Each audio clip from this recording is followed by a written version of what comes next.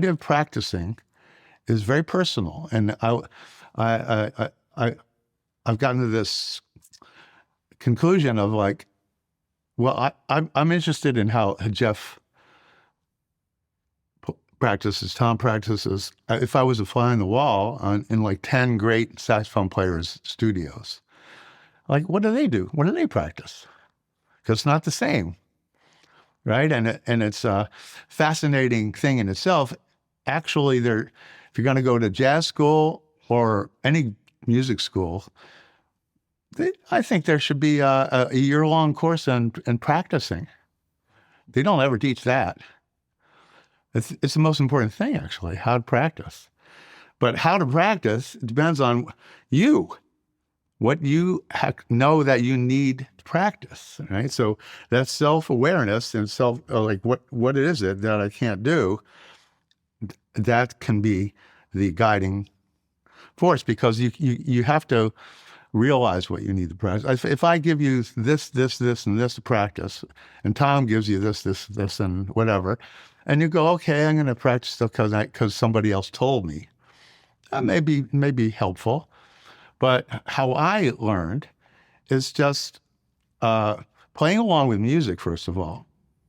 First, screw the long tones, screw the scales, put on some music that inspires you, that you hear, and you play along with it, right? And so what does that, what do you mean, play along with it? Oh, let's do it.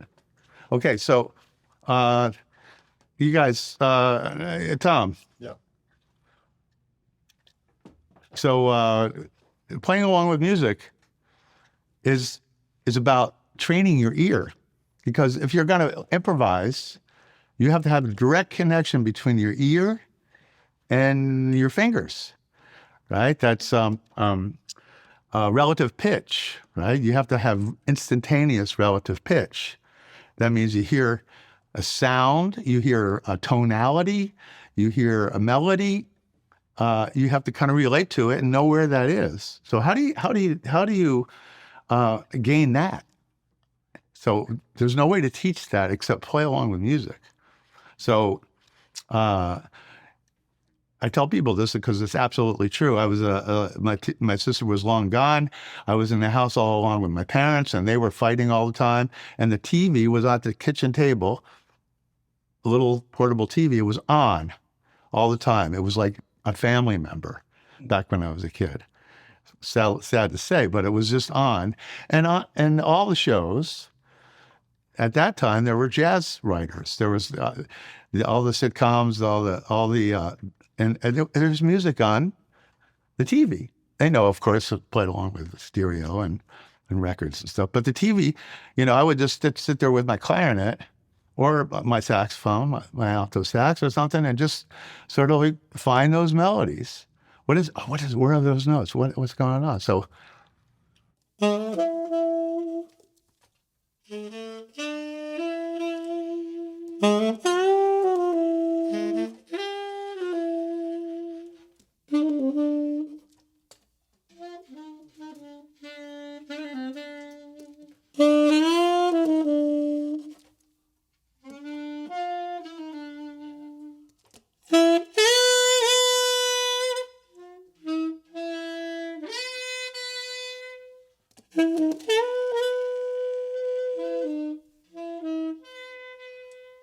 Is it sharp or flat?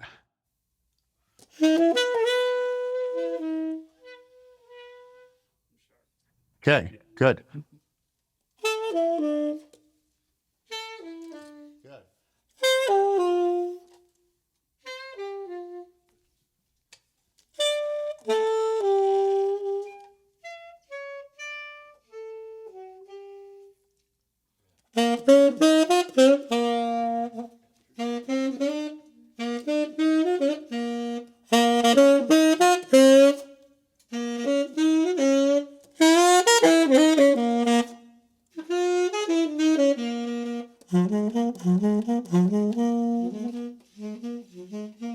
Right. So this is what you need to do all the time. That's practice all the time, right? And that's fun.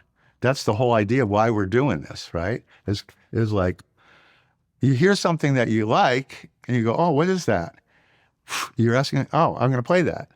Oh, it's not right. Oh, you find it. Oh, there it is. Ah, is it sharp? Is it flat? Does it sound as like it's played? Does it sound close? Is it what is it about it that's cool? It's you're playing along with Gene Ammers or something, right? or a Stan, right? You're hearing that and trying to copy that. That's how a baby learns to talk, by the way. It's the same shit, right? Take a Chinese baby and fly him, a 5-month-old baby, and you move to Paris. In a few months, that baby's speaking French, right? Relating the sound to the object, the feeling to the sound, the expression. It's a language, right? It's exactly the same stuff. No one talks about that. I didn't know any of this stuff, but it's actually what it is, right? And that's the inspiration, because it's pointless to do any of this stuff without inspiration. That's why we're doing it. Because oh man, that's cool. What is it? What is it that inspires you? It's not just a thing that someone says you have to practice. No one cares, right? So I love to talk about this, because it's there's got to be a reason for you to pick up the horn every morning or whenever, right? To pick it up and play it, and enjoy getting the sound that inspires you, whether it be Mike Brecker or Sonny Rollins or Jeff Pfeiffer or Tom Lore, right? You need to have these sounds programmed into your ear, programmed into your head. So for something that you could do a direct A/B comparison to what you're going for, that's how it's done. You have to oh, that's this. How do you know?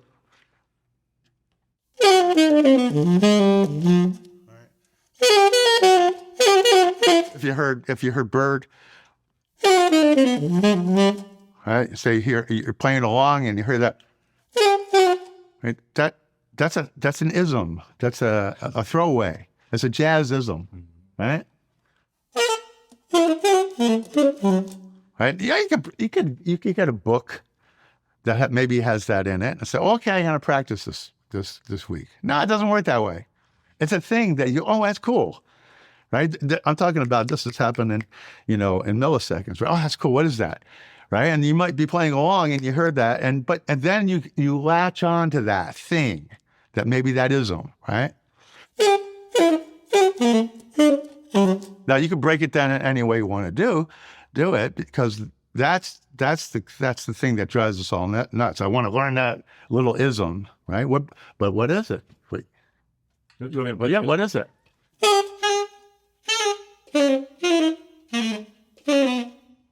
What is it? You're just doing 3 chromatic passages. It's chromatic. Yep. It's just chromatic. So yeah. So Tom was talking about practicing chromatic scale. Absolutely, got to practice that chromatic scale. But this is a little tiny insight into that, how that chromatic scale is a useful tool that's everywhere, right? It's not just the chromatic scale. Yeah, that's the basic function of what you're doing, but using that thing is everywhere. If you now, when you listen to a sax solo, right, you're going to hear that now, right? So I'm going back in the Wayback Machine, right, and thinking about how I might have heard that while playing along with the music, and just say, oh, I'm going to keep doing that. And the music keeps going, right? There's time, there's whatever, funk, swing, whatever, So if you're, we're in D minor, okay? So if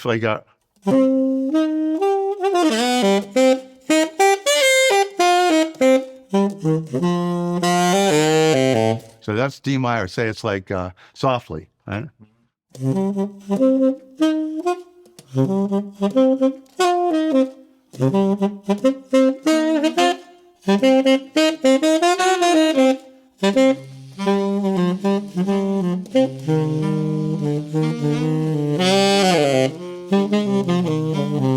So here's a chromatic shift.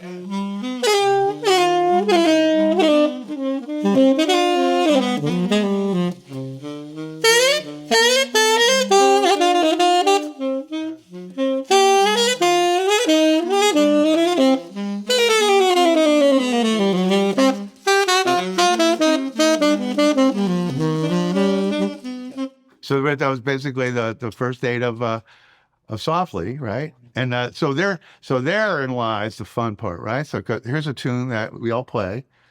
The structure exists. We know in this case it's pretty much C minor, it's 5-1 C minor. Then the melody is there in my head. So I'm always relating the tune to the melody. Melody, melody, melody, melody. Hey, real quick, I want to take a moment to shout out a product that's been a huge part of my saxophone journey for almost 2 decades now. That's Diodario Select Jazz Reeds.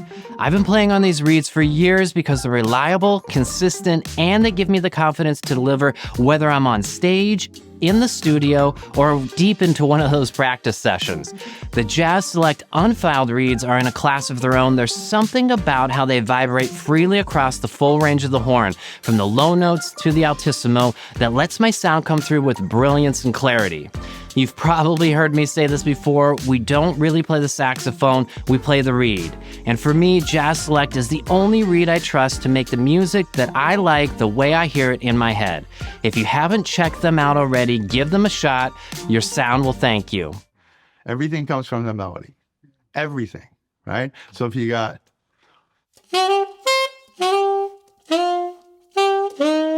So there's a melody.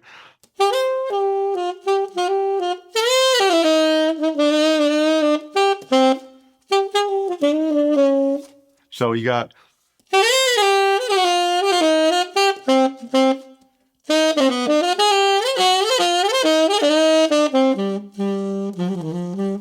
Right? So you felt the 8-bar cadence, and you felt the melody's still there, but I played it a little bit, but then I went off of it. But I'm still thinking melody, and I'm trying to make a cohesive ideas within that framework, knowing the melody. And you could do this. You could do this with Happy Birthday, right? So you go.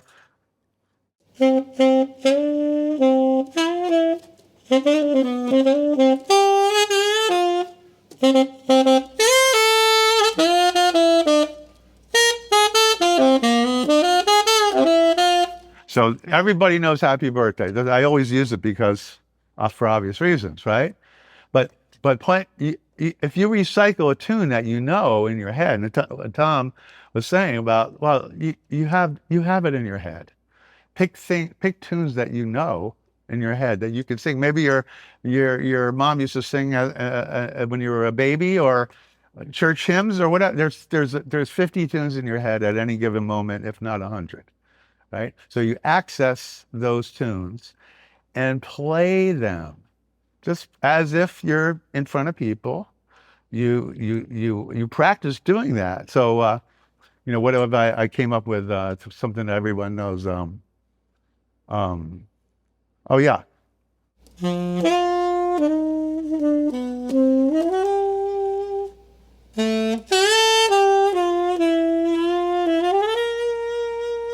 What's that tune? When You Wish Upon a Star. We heard it all our lives, right? Every movie, every Disney movie. Long tone study, right? You're gonna.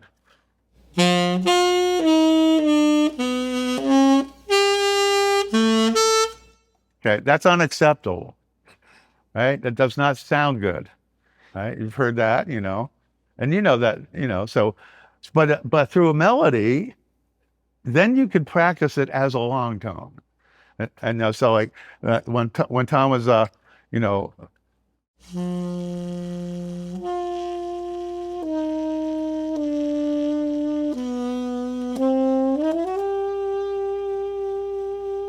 much, right?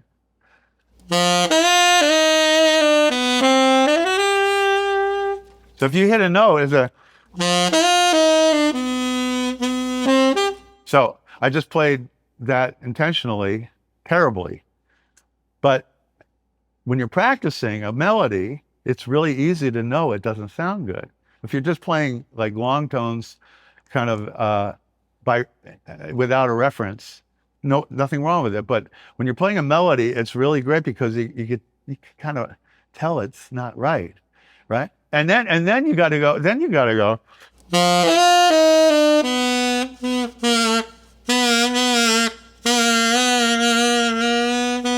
There it is. Right. So by hearing the fact that it was muffled or out of tune, right? Then you go, how do I correct that? Right. Now we can talk about how to correct that, and we will, in a short amount of time. But when it's about self-awareness when you're playing and what you're trying to go for.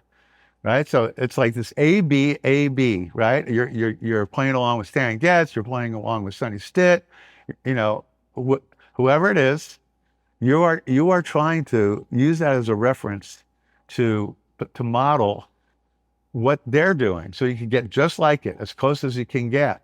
Because by doing so, you are going to learn everything you need to learn, literally, right? If you listen to you know, if you listen to Cannonball playing Autumn Leaves on on something else, right? You can learn everything you need to know about playing the saxophone by nailing that, by the way. Everything. It's all in there, right? About how to get a sound and how to move from one note to the other and how to swing and how to embellish a melody. Right? It's all there. That's where we learn it from. We don't learn it from curriculum, right? It could be very helpful getting in some ways, not putting it down, but it's reverse engineering. The music arrived from hearing it and being inspired and trying to figure out that language that you're hearing. And how you do that is absolutely fun and fascinating, right? And just so I hope that's a little synopsis of what I've come to realize is how I learned, and actually how anybody any good, even though they're great educators and they have all the educational background and all that stuff, people that can really play, right? They've kind of learned this way, right? That I think, you know, and so. Any questions about that? So, my man, come on up. Yeah.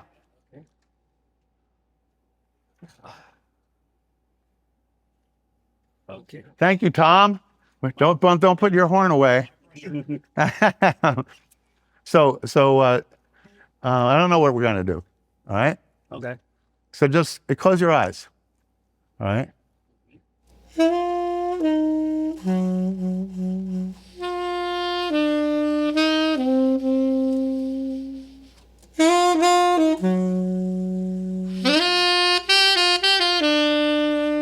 Play what I play. Okay.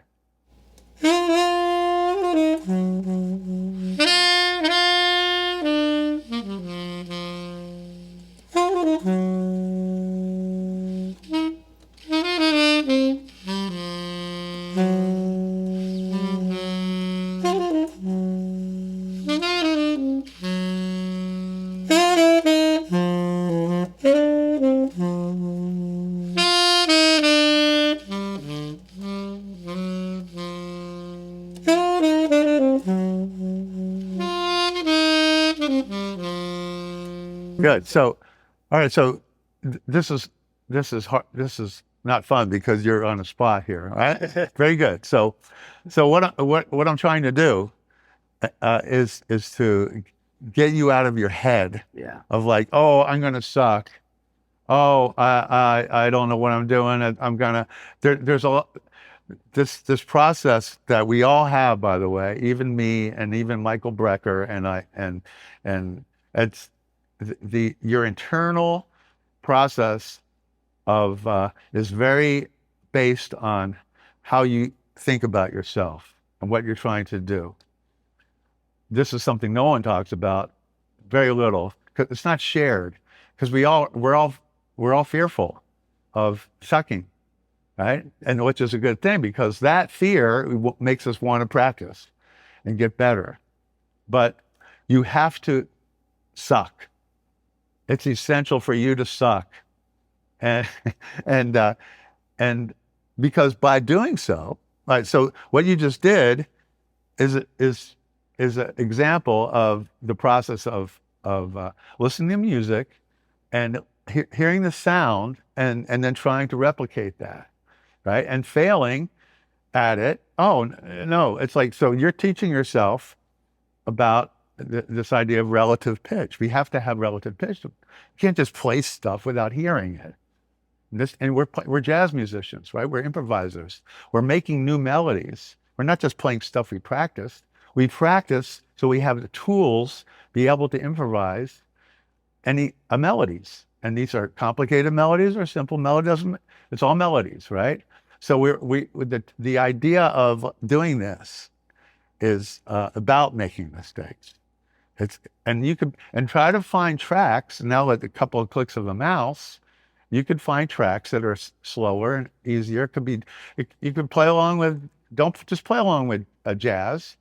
It's a lot of jazz is hard. Or find jazz stuff like the blues stuff and stuff that's slow enough that you can play with. Play along with standard. Playing along with Frank Sinatra, playing along with Natalie Cole. These are Count Basie. You learn a lot by playing the melody along with Count Basie and making it learn to swing. Uh, uh, uh, uh.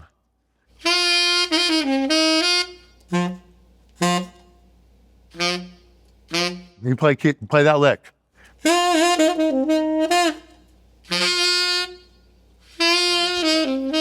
You can't just jump in because there's already time established, right? You got the time established. You got the drum genius on. You got your metronome on, whatever, right? There's everybody.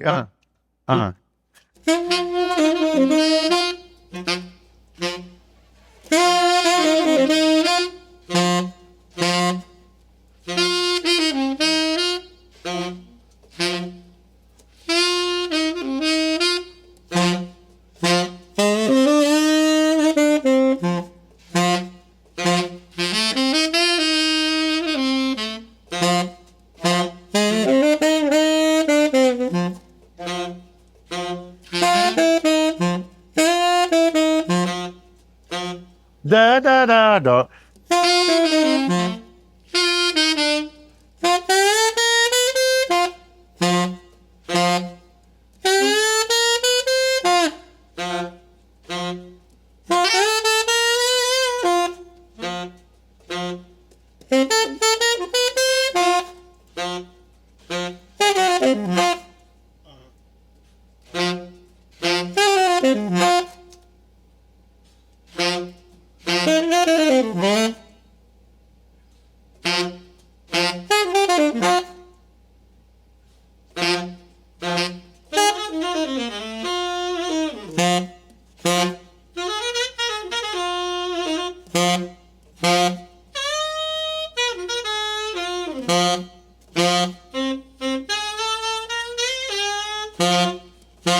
Hey, bravo. Thank you for helping. All right, so we just made something up out of the blue to have fun practicing on a tonality. What tonality was that, my man? What tonality? Yeah, what was it? Was that like a G blues? Yeah, G blues, G7, right? So you could that's practice. You could set up a little a loop if you want, or just in your head, the metronome. And what if you were to get comfortable playing blues licks like that on a groove? Starts to feel comfortable. You could do all your scalar stuff that we need to do, the thirds, the crown. You could use it all and try to make some music happening within that. And then, I'm going to change key, going up a half step.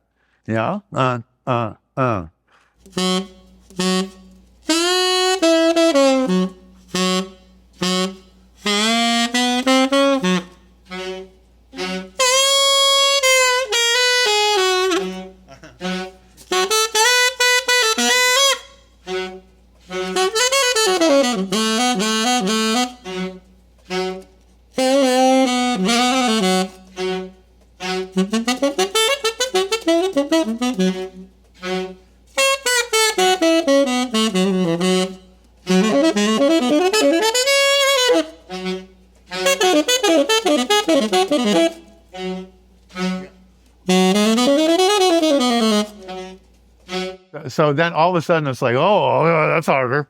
That's harder. All right. So now this is fun. You're exploring the range of what you're able to do. That same scale, that same A flat minor scale, A flat minor pentatonic, all the arpeggios in that key. Oh man, I'm gonna stick in that key until I'm able to get that going, right? And then you change key and change key. It's fun, and that sort of zones in all your practice regimen into music, making something happen within the context of making music. Is that making sense? You can make this shit up. There's no one going to tell you to do this, this, and this, right? And it comes from if you were listening to a Chris Potter track and it was in the key of A flat, right? And so, oh well, man, it might come from that, or it might come from like listening to James. Playing along with, I used to practice all my diatonic seventh chords and scales along with James Brown. Right? It's like, how much fun is that? What a drum machine is that? And then if you want, you can change the key, and of course, if you have that app, right? So practicing is creative, and you can guide it by being aware of what you need to practice, right? There's not one way, there's not a linear way to get it. That's the kind of fun thing about it. If you ask 100 different great jazz players, there'll be 100 different answers, right?